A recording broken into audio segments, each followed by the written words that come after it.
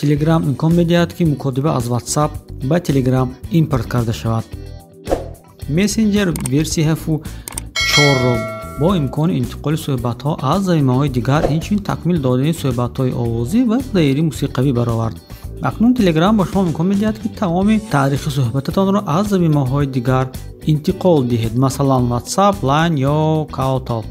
дар ин бора дар канали расмии Telegram хабар дода мешавад. барои содироти як суҳбати шахсӣ ё гурӯҳӣ аз WhatsApp дар iOS дар ин паёмрасон шумо бояд кнопкаи мувофиқи эксперти чатро клик кунед. дар равзанаи поп-ап ба шумо лозим аст ки Telegramро интихоб кунед ва он гоҳ макони интиқоли паёмҳо, суҳбати шахсӣ ё гурӯҳӣ.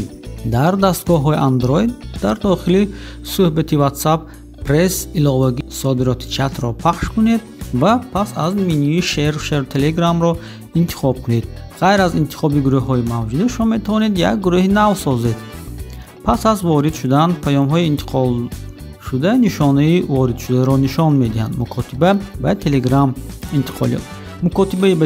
интиқол ёфта тақрибан хотираи иловагиро талаб намекунад.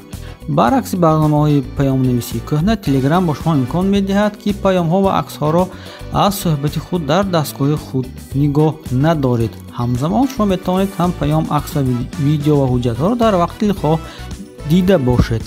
акнун корбарон метавонанд на танҳо таърихи паёмҳоро содир кунанд, балки инчунин паёмҳоро барои ҳама иштирокчиёни мукотиба бидуни осор боқӣ гузоранд.